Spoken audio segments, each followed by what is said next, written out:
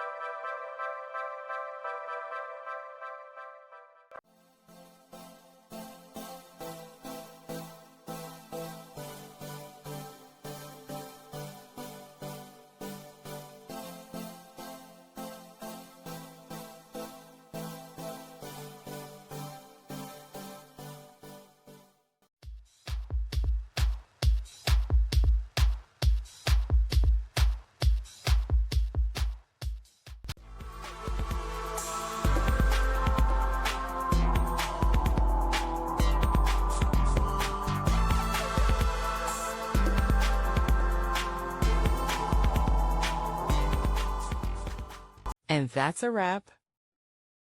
I hope you found the answer you were looking for. If you did, take a second to hit that subscribe button. It really helps out. And let me know in the comments which solution worked best for you. See you next time in the debug zone.